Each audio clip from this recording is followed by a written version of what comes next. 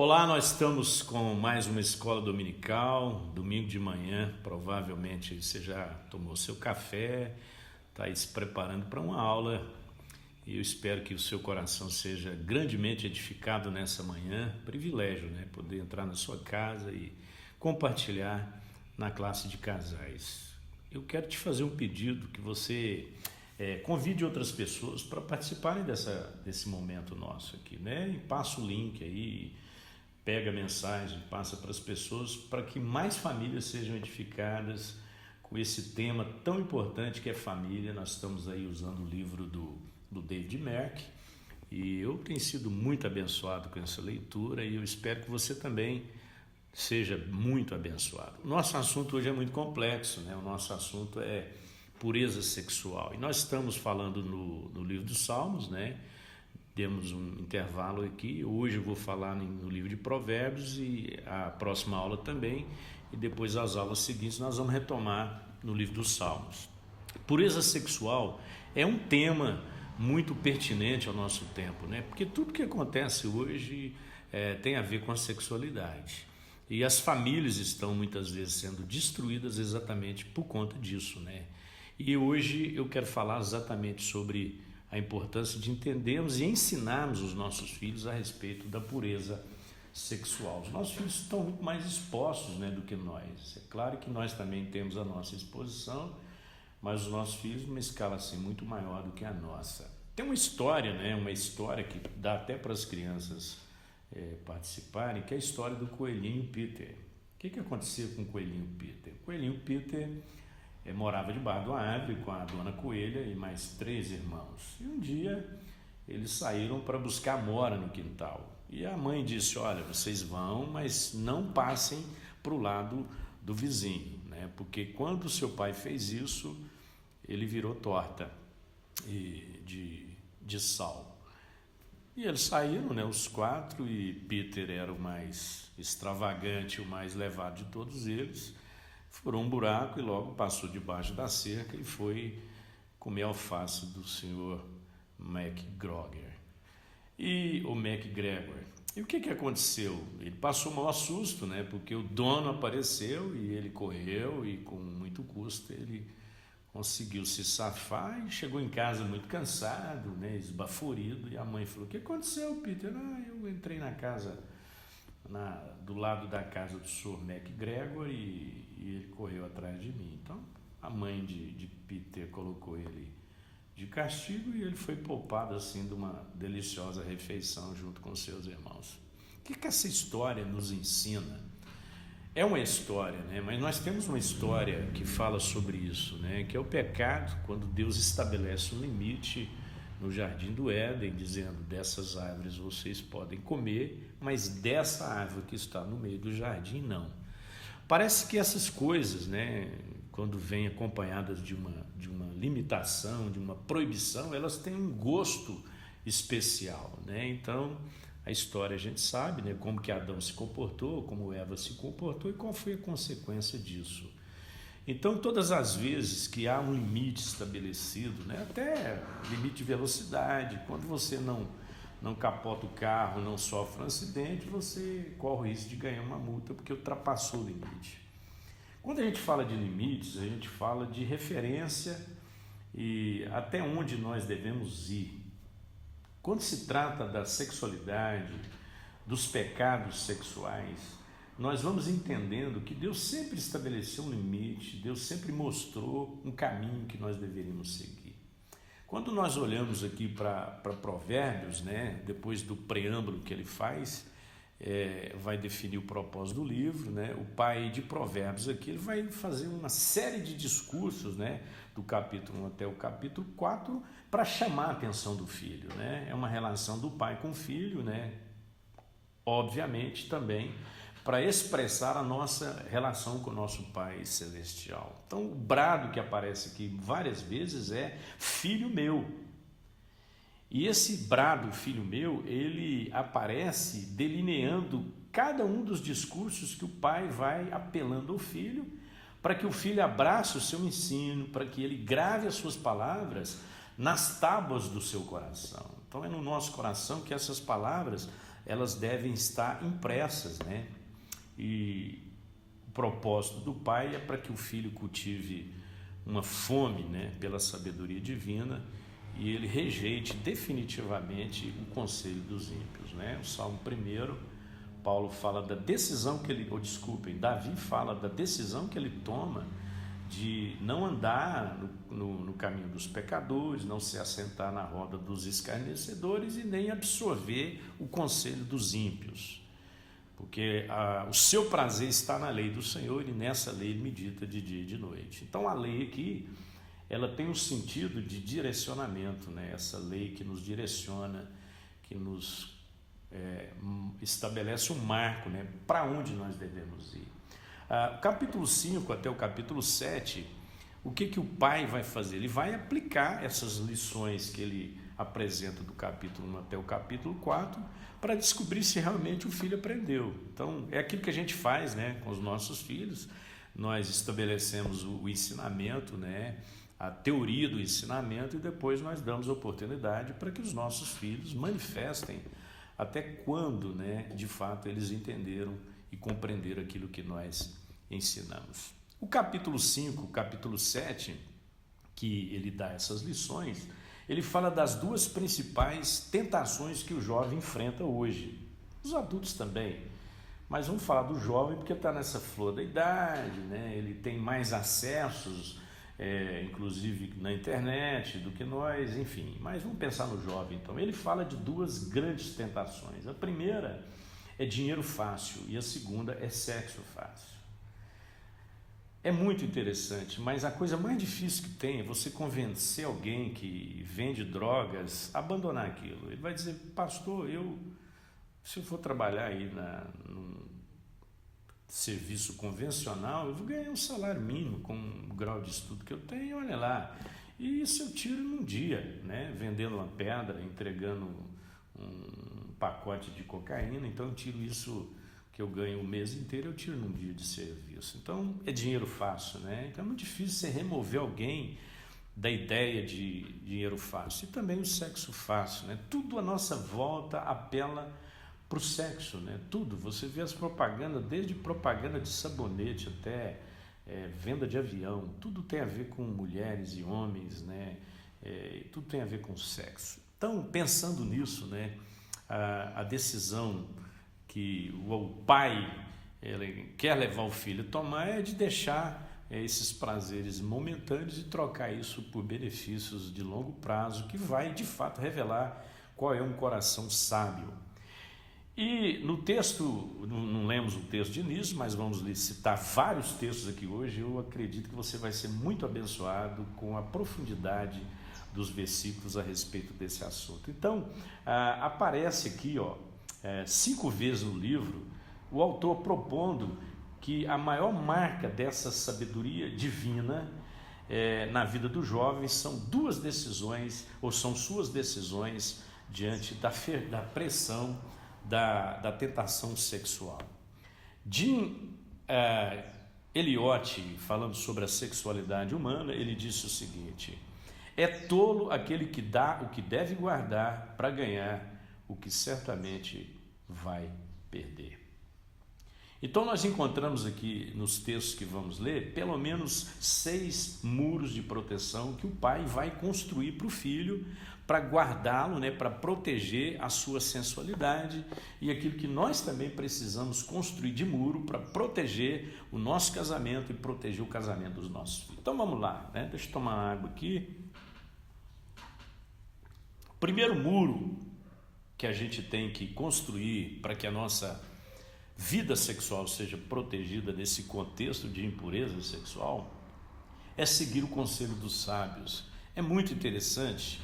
Ele vai dizer que o jovem precisa ouvir e ele precisa seguir o conselho dos seus pais, dos seus líderes espirituais e de pessoas sábias da comunidade. Tanta gente sábia, né? Tanta gente sábia. E no capítulo 1 de Provérbios, verso 1, ele diz assim: filho meu, atende à minha sabedoria, à minha inteligência, inclina o seu ouvido. Então o apelo é atende, né? E Paulo usa expressões fortes também quando ele diz rogo, né? Rogo pelas misericórdias. A expressão roga é um apelo assim da alma, né? Não é dos lábios, é um apelo da alma, do coração. E é isso que o pai está fazendo aqui, para que o filho atente para a sua sabedoria. O verso 7 do capítulo 5, ele diz: agora, pois, filho meu, dê-me ouvidos e não se desviem das palavras da minha boca. É muito interessante o quanto nós esquecemos, né, daquilo que a palavra de Deus ensina, o quanto nós abrimos mão de princípios tão elementares, né, para a nossa saúde espiritual, para o nosso crescimento, para a nossa maturidade, né? Quando Isaías escreve no capítulo 55, Deus diz através do profeta: ouvi-me atentamente e a vossa alma viverá. Então ele acrescenta ouvir o atentamente, né? Muitas vezes o nosso ouvir é displicente, muitas vezes é vago, muitas vezes nós estamos fazendo muitas coisas ao mesmo tempo, a gente não consegue parar e fixar naquilo que é o propósito, o projeto que Deus tem para a nossa vida. Capítulo 5, verso 20, ele vai dizer assim: porque, filho meu, andarias cego pela estranha e abraçarias o peito de outra? Então, olha só, irmãos, ele está falando aqui, você pegaria o caminho errado, o caminho que pode parecer prazeroso, mas eu preciso atentar para com o fim dele. Capítulo 6, verso 20, filho meu, guarda o mandamento do teu pai e não deixes a instrução da tua mãe. Os jovens hoje, você vai dizer: pastor, eles não querem ouvir a gente. Mas por que eles não querem ouvir a gente? Porque nós não nos demos o direito de sermos ouvidos. Muitas vezes nós queremos impor para os nossos filhos um direcionamento. Quando Deus estabelece a lei para o povo de Israel, lá em Deuteronômio, né, capítulo 4, ele diz: essas palavras que eu te ordeno estarão no teu coração e tu as inculcarás a teus filhos. A gente pensa, quando lê esse texto, que está falando de duas coisas, né? Essas palavras estarão no teu coração e tu as inculcarás, como uma ordem, né, estabelecida. Não, ele está dizendo é que o tu inculcarás é uma consequência, né? Então, essas palavras estarão no teu coração e por elas estarem no teu coração, você inculcará isso aos seus filhos. Por quê? Por causa de uma prática de vida. Então as pessoas, os jovens muitas vezes não ouvem os pais porque não há uma sintonia, né? Não há uma relação, não há uma coerência, né, entre aquilo que os pais falam e aquilo que eles vivem. Capítulo 7, verso 1, nós estamos aí lendo Provérbios, ele diz: filho meu, guarda as minhas palavras e conserva dentro de ti os meus mandamentos. Então percebe que ouvir, guardar, atentar, são verbos muito fortes que ele usa para falar da importância de seguirmos os conselhos dos sábios, né? Quem está fazendo a nossa cabeça? Quem está fazendo a cabeça dos nossos filhos, né? A quem eles ouvem? Quem são seus ídolos? Por que são seus ídolos? Por que os nossos filhos admiram determinadas pessoas? O que eles veem nessas pessoas? Capítulo 7, versículo 24, ele diz: agora, pois, filho, dei ouvidos e sejam atentos às palavras da minha boca. Capítulo 23, verso 26, ele diz: dá-me, filho meu, o teu coração e os teus olhos se agradem dos meus caminhos. Dá-me o teu coração. Muitas vezes o coração, como a sede dos nossos sentimentos, está retido por nós nas nossas próprias mãos, na nossa própria força, e nós não o entregamos a Deus. A minha pergunta é: quem está ensinando os nossos filhos sobre sexualidade? Eles estão aprendendo, de alguma forma eles estão aprendendo, eles estão ouvindo, eles estão vendo. Então quem está ensinando os nossos filhos sobre isso? Então os pais precisam abraçar essa responsabilidade com autoridade. Talvez o grande problema esteja aqui: nós queremos ter autoridade sobre os nossos filhos, queremos que eles tenham responsabilidade, mas nós não temos autoridade, porque nós não temos um estilo de vida compatível com aquilo que nós pregamos. Uma pesquisa feita entre seminaristas, isso aqui é chocante, né? Porque não é uma pesquisa feita no mundo secular, entre jovens que não têm temor de Deus. Essa pergunta é feita entre seminaristas, né? A gente parte do princípio que seminarista vem de uma orientação espiritual saudável. Teoricamente, a gente espera isso. Então, a pesquisa aponta o seguinte: 65% nunca recebeu uma orientação dos pais. Isso é muito sério, irmãos. 65% de jovens cristãos não tiveram orientação sexual por parte dos seus pais. Essa é uma negligência e essa é uma responsabilidade que muitas vezes nós transferimos para a igreja. Mas essa tarefa é nossa. Abrindo um parênteses aqui, nesse momento que nós estamos de pandemia, de quarentena, nós estamos experimentando aí na veia, né, o que é ter que cuidar da nossa própria casa, né, ter que pastorear a nossa própria casa. Um outro dado da pesquisa é que 50% recebeu orientação de colegas, ou seja, metade dos entrevistados foram os colegas que orientaram sobre a vida sexual. E pasme, 30% por experiência. Então, daqueles seminaristas lá, se você tem lá 100 seminaristas, 30 teve uma experiência sexual fora de casamento. Então, a primeira coisa que nós precisamos fazer para manter uma pureza sexual, o primeiro muro que tem que ser construído é seguir o conselho de sábios. Segundo, é fugir da tentação sexual, isso mesmo. Muitas vezes nós queremos enfrentar as situações porque acreditamos na nossa capacidade. Mas a orientação bíblica sempre foi fuja. O verso 8 do capítulo 5 diz assim: afasta o teu caminho da mulher adúltera e não te aproximes da porta da sua casa. É claro que hoje, né, a orientação é muito mais abrangente, né? Na época de Salomão, não havia internet, não havia essa facilitação que a gente tem hoje de acesso ao pornográfico, né, à sexualidade, ao sexo explícito. Não havia nada disso. Então, a forma que o cara tinha de ter contato com a prostituta era indo atrás dela, né, aproximando-se dela. Hoje, isso é muito mais abrangente, até por conta da sutileza do nosso tempo. Então, mas o conselho das Escrituras é sempre foge. A história de Sansão é muito interessante, né? Porque lá estava Sansão e Dalila, louca para descobrir qual era o segredo da força de Sansão, e foi brincando, dizia que estava amarrar o cabelo dele com trança, e foi falando tudo aquilo que você já conhece, até o momento que ele não conseguiu e falou a verdade. E o resultado a gente conhece, né? A trágica história de Sansão, porque ele simplesmente brincou com coisas que não se deve brincar. Os nossos impulsos, né, biológicos e as nossas responsabilidades sociais estão sempre em conflito. Eu tenho meus impulsos e tenho as minhas responsabilidades.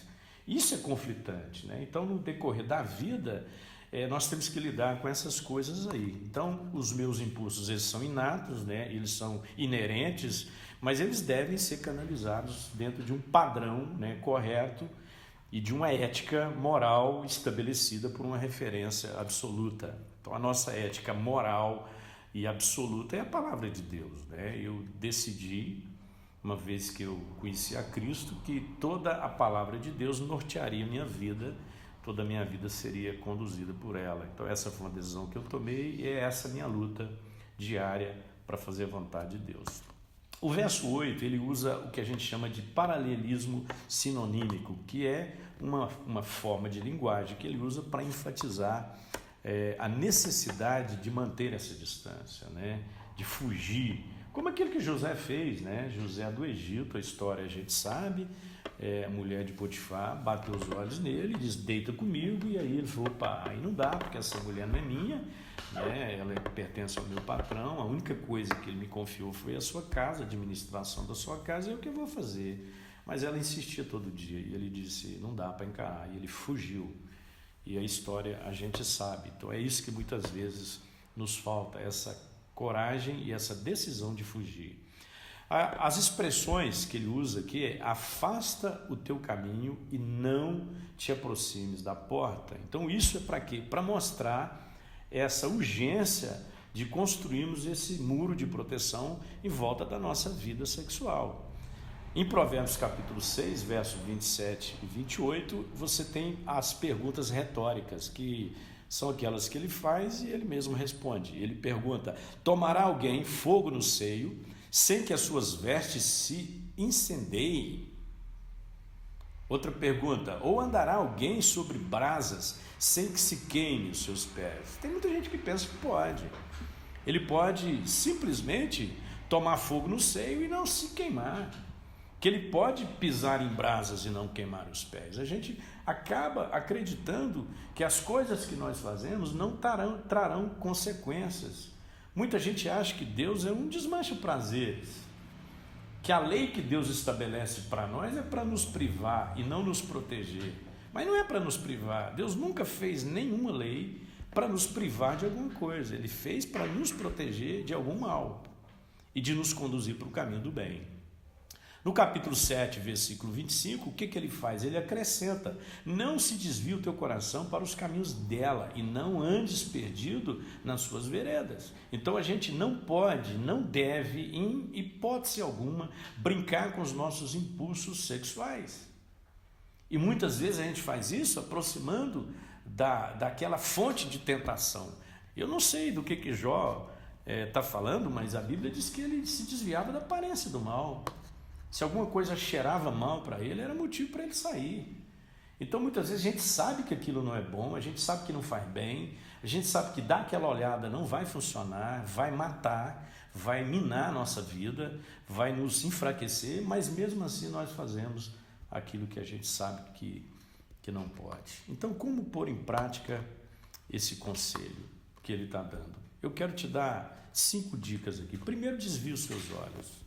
Esse é um compromisso que eu fiz há muitos anos com meus olhos. Eu li Jó e eu disse: é isso mesmo que eu quero para a minha vida. Jó fez uma aliança com os seus olhos, faz uma aliança com os seus olhos. O problema não é quando você passa e vê alguém, o problema é quando você volta o pescoço e dá a segunda olhada. Calvino foi muito sábio ao dizer que nós não podemos impedir que um pássaro assente na nossa cabeça, mas nós podemos impedir que ele faça um ninho. E muitas vezes é um ninho que nós estamos permitindo ser construído na nossa cabeça porque não estamos guardando o nosso olhar. É muito comum eu ouvir esposas aqui, até de maridos crentes, dizer: pastor, meu marido não pode ver uma mulher bonita e, desculpa a expressão, gostosa, passando que ele olha. Então, irmãos, isso primeiro é ridículo, é uma falta de consideração com a sua esposa e, acima de tudo, falta de temor de Deus. A segunda coisa é fugir de situações que comprometem a nossa integridade moral. Em nome do Senhor Jesus, meu querido, a Bíblia diz: se o teu olho te faz pecar, arranca. Se o seu celular te faz pecar, quebra. Se você não dá conta de controlar, quebra o seu celular. Se você não dá conta de controlar suas entradas nas redes sociais, não entre nas redes sociais. Se você quer uma vida sexual sadia, você tem que disciplinar a sua própria vida.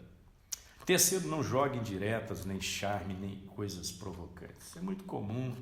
Tem crente que parece um pavão, né, gente? O cara anda de cabeça totalmente altiva, olhar totalmente ativo e joga charme e atraente e quer se tornar uma pessoa atraente, né? Não só os homens, as mulheres também estão fazendo isso. A gente sabe, nós não temos uma doutrina moral estabelecida em vestimentas, mas você tem que ter bom senso. Muitas vezes a roupa que você está usando é para atrair os olhares das pessoas e você contribui com o pecado delas. Quarta coisa, manter ou prestar contas. É muito interessante que você tenha alguém com quem você presta conta para falar das suas tentações. Todo mundo é tentado. Ninguém aqui é 100% puro, né? Não somos, não. Mas eu tenho que ter alguém com quem eu preste contas. Eu procuro falar: cara, eu estou lidando com uma fraqueza, com uma luta, com uma dificuldade. Me ajude em oração. Isso não é vergonhoso, irmãos. Nós precisamos ter alguém para quem prestar contas. O grande problema seu, muitas vezes, é que você não presta contas a ninguém. E a quinta coisa é manter um relacionamento de intimidade sexual com o seu cônjuge. Eu quero falar sobre isso quando for falar de outro muro. Bom, o terceiro muro que nós temos que construir para proteger a nossa vida sexual é reconhecer as características e sutilezas da tentação. Irmãos, brincadeira, né? Nós ficamos aí esperando encontrar um capeta com chifre, com tridente e com um garfo de 3 pontas e com um rabo de seta. Isso não vai acontecer, irmãos, não vai. A Bíblia já vem dizendo há muito tempo que o diabo se veste de anjo de luz, embora ele seja trevas, mas o traje dele é de luz, né? O traje do engano, da sutileza, né? Então muitas vezes nós estamos sendo enganados não por falta de sabedoria, não por ignorância, mas por estupidez. Nós não estamos errando por falta de conhecimento. Nós sabemos qual é o caminho, nós sabemos como que o diabo age. Paulo diz que nós não ignoramos as suas sutilezas, nós sabemos exatamente como que o diabo age, né? Então, quando o pai consegue, abrir o jogo com o seu filho na área da tentação sexual, ele vai ganhar os seus ouvidos para a vida toda. Ouvido e coração. Às vezes os pais nem comentam com os filhos as suas lutas, suas dificuldades. Então, quando seu filho enfrenta uma dificuldade, ele acha que isso é uma coisa só dele e ele tem que guardar aquilo com ele mesmo. Mas falem das suas fraquezas também, né? Capítulo 7, o que o autor, que é Salomão, vai fazer? Ele vai desmascarar o perfil dessa mulher sedutora que ele coloca aqui, levando em conta, irmãos, que há homens sedutores também. Então, tudo que eu falar aqui, você deve tomar como marido e você deve tomar como esposa. A primeira coisa, que ele desmascara é essa fala suave da mulher. Olha só o que diz o verso 3 do capítulo 5. Por os lábios da mulher adúltera, pelos lábios da mulher adúltera destilam favos de mel e as suas palavras são mais suaves do que o azeite. Ninguém tem palavra mais suave do que a mulher adúltera, a prostituta, né? E o verso 24 do capítulo 6 diz: para te guardarem da vil mulher e das lisonjas da mulher alheia. Olha, irmãos, o tanto que isso é forte, né? Provérbios é um dos livros mais práticos da Bíblia. Você não tem muita teologia aqui. Você tem praticidade, né? Coisas do dia a dia, do nosso cotidiano. Capítulo 7, verso 5, para te guardarem da mulher alheia, da estranha que lisonjeia com palavras. Olha isso. Verso 21 do capítulo 7, ele diz: seduziu com as suas muitas palavras, com as lisonjas dos seus lábios o arrastou. Então, de vez em quando eu escuto os maridos falam: pastor, mas minha mulher é muito dura, muito grossa, muito agressiva. E aí a minha colega de trabalho fala com a suavidade comigo, né? Tem uma paciência, ela não vive 24 horas com você, né? Vai viver 24 horas. Então essa suavidade, ela tem uma justificativa, mas também não justifica essa grosseria de muitas mulheres e a dureza de muitas delas. Ele também desmascara uma beleza superficial, né? O verso 25, parte A do capítulo 6 diz: não cobices no teu coração a sua formosura. Também isso não dá motivo nenhum para a mulher casada viver relaxadamente, né? Então você sabe como agradar seu marido, colocando uma bela roupa. Você vai dizer para mim: pastor, meu marido nem percebe quando eu coloco uma roupa bonita, quando eu pinto as unhas. E eu vou te falar uma coisa: ele percebe, ele só não fala. E eu vou te provar isso. O dia, coloca seu pior vestido, não faça a unha, não faça o cabelo e chega para o seu marido e chama ele para passear. A primeira coisa que ele vai falar é: mas você vai desse jeito? Então isso prova que ele vê, mas ele só não fala. Então ele está falando dessa beleza superficial. Muitas vezes nós somos presos por uma beleza superficial. A terceira coisa no capítulo 6, 25b é esse olhar sensual. Nem te deixes prender com as suas olhadelas. Olha isso, irmãos. Provérbios é um dos livros mais práticos da Bíblia e muitas vezes nós não atentamos para a importância dele. Olhadela, esse olhar totalmente sensual e que a gente às vezes não sabe o que está por trás dele. Capítulo 5, verso 6, a parte A, fala de uma vida inconsequente que é desmascarada. Ela não pondera a vereda da vida, não pondera, ela não para pensar, isso não é valor para ela. Capítulo 5, versículo 6, parte B, ele fala da ignorância. Anda errante nos seus caminhos e não sabe. Muitas vezes a prostituta, a mulher adúltera, ela é ignorante no sentido do conhecimento. Ela não sabe o mal que ela está fazendo. Muitas delas não sabem. Mas há uma ignorância nessas mulheres e nesses homens. Capítulo 7, versículo 10, parte A, ele fala da disponibilidade que é desmascarada. Eis que a mulher lhe sai ao encontro. Ela está sempre disponível. grande problema é esse, né? Eu costumo dizer que é uma luta desleal, né, entre uma esposa que tem 20, 30 anos de casamento e uma mulher aventureira de 20 e poucos anos que não tem nada a perder e que está sempre disponível. Capítulo 7, versículo 10, parte B, e também o verso 16, 17, fala da sensualidade. Com vestes de prostituta, já cobri de colchas a minha cama de linho fino do Egito, de várias cores, já perfumei o meu leito com mirra, aloés e cinamomo. Olha isso, irmãos, isso é sensualidade, né? Sensualidade é condenada por Paulo, né, na carta aos Coríntios, que era um problema que estava invadindo a vida da igreja, por causa das prostitutas cultuais. Capítulo 7, versículo 10 e capítulo 23, verso 28, ele fala da esperteza que é completamente escancarada. Eis que a mulher que sai ao encontro com veste de prostituta e astuta de coração, ela como salteador se põe a espreitar e multiplica entre os homens os infiéis. Esperteza. Capítulo 7, verso 11 e 12, ele fala da inquietação.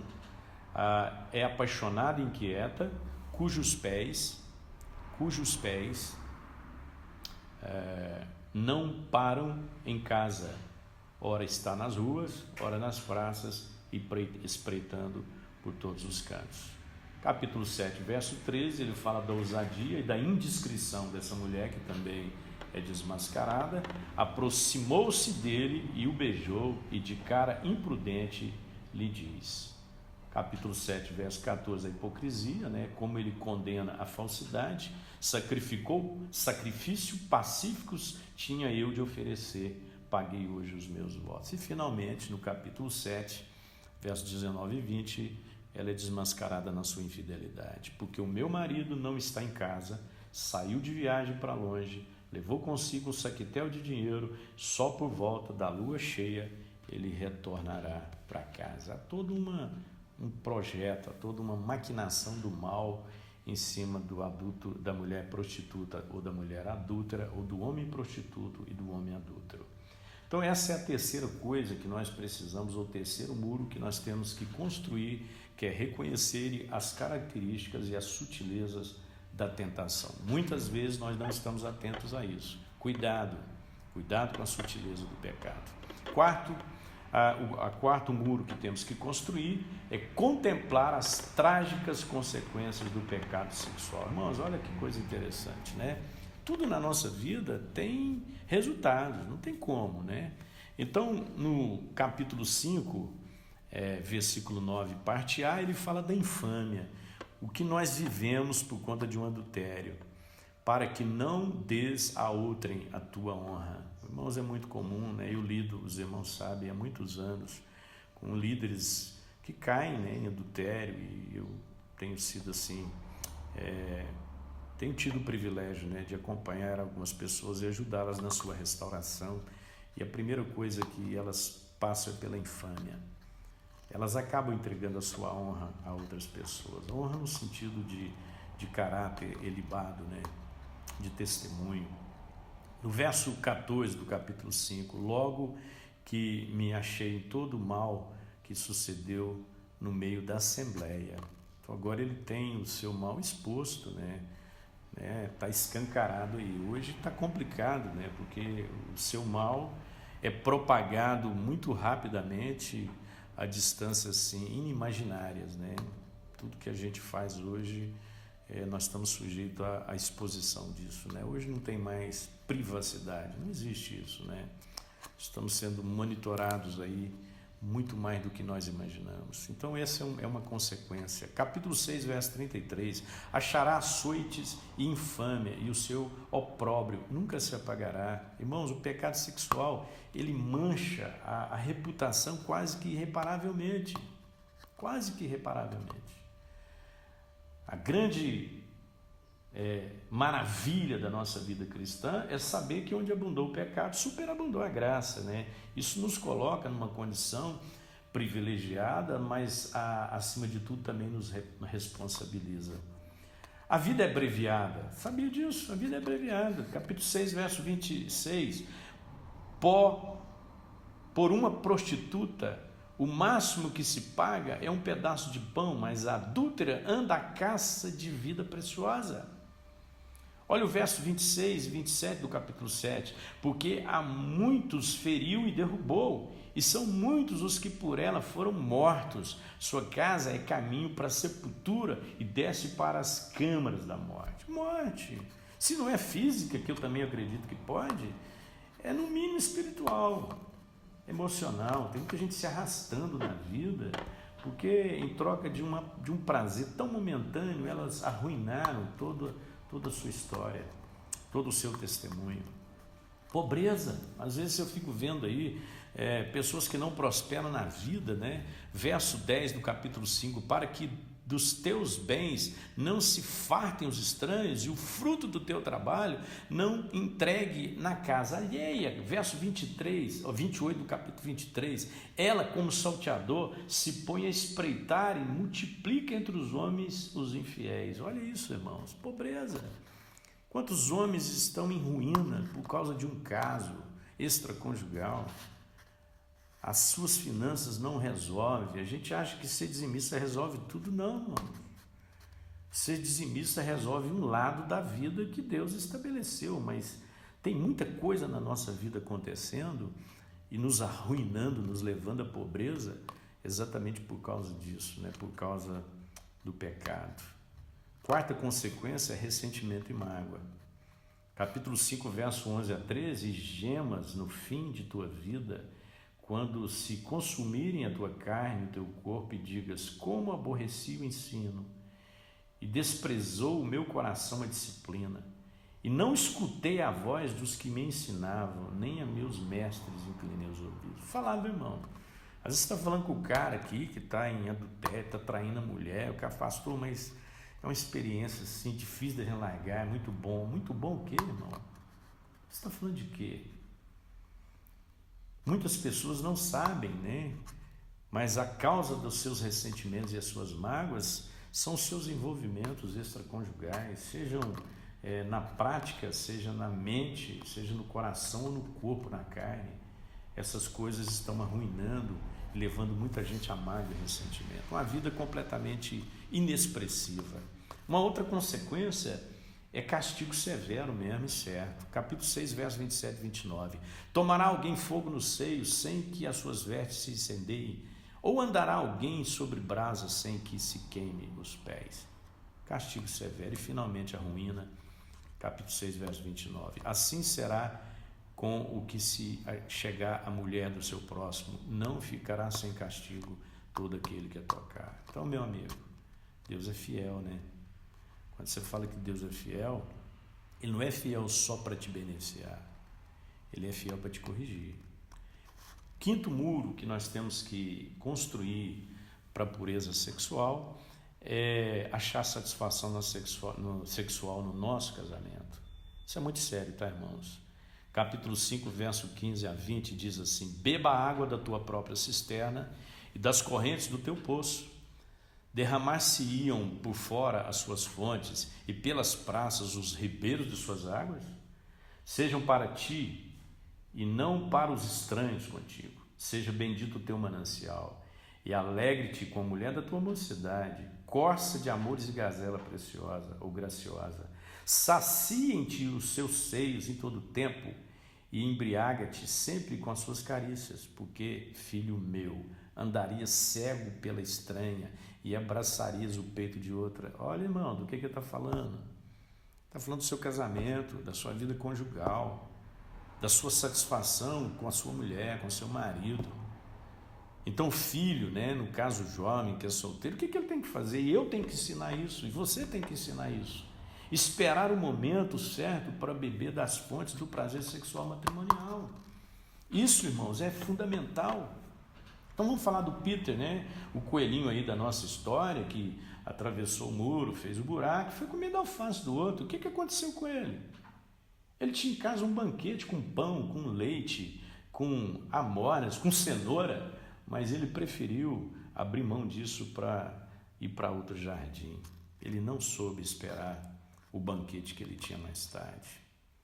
Qual tem sido a qualidade da sua vida sexual com seu cônjuge?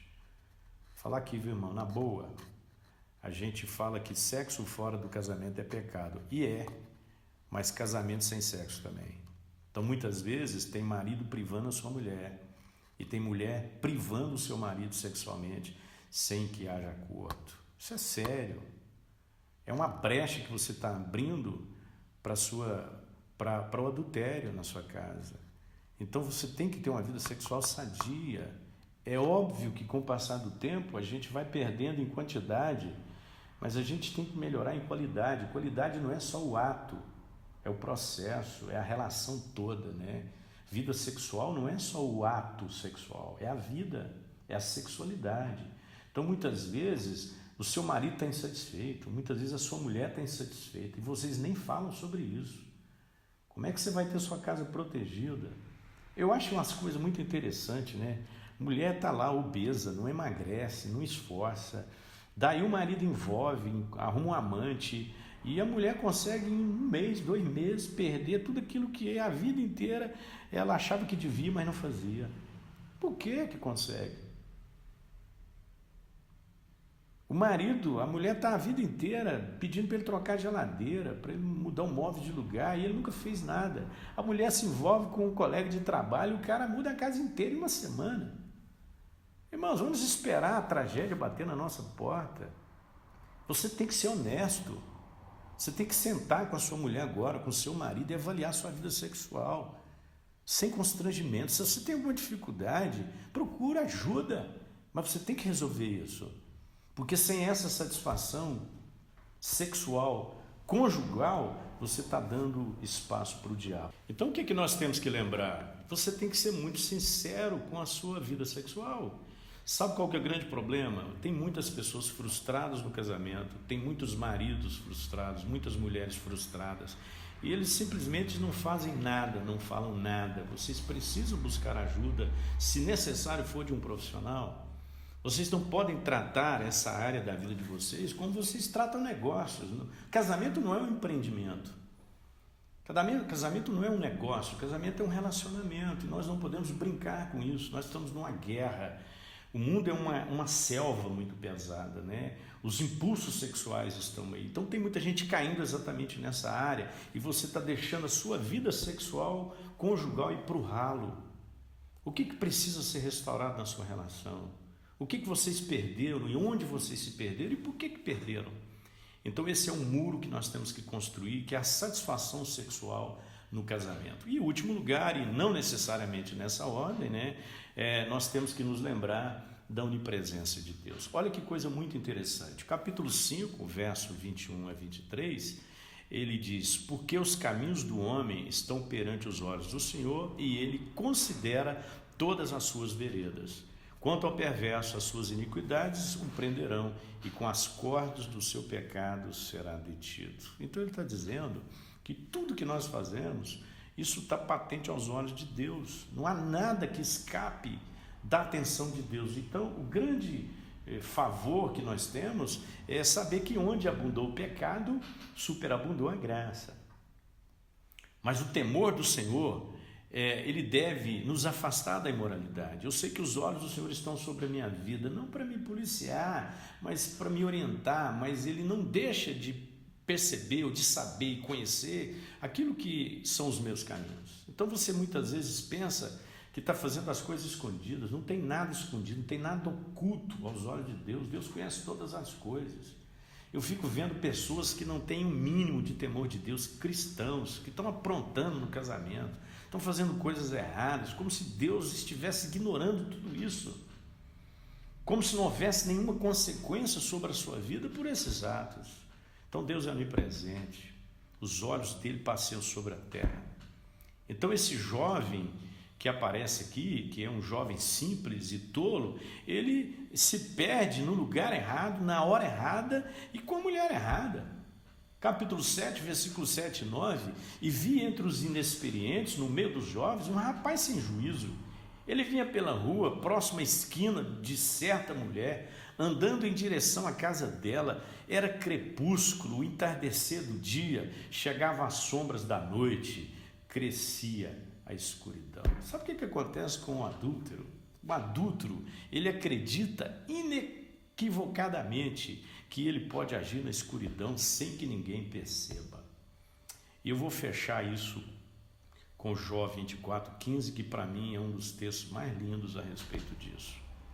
Os olhos do adúltero ficam à espera do crepúsculo. Nenhum olho me verá, pensa ele, e mantém oculto o rosto. Olha, irmãos, isso não é verdade. Isso é um pensamento maligno. Eu converso com homens que dizem: não, pastor, minha mulher não tem como ela descobrir. Tem como ela descobrir. Não há pecado, não há nada oculto que não venha a ser revelado. E às vezes ele vai ser revelado na pior hora e do pior jeito.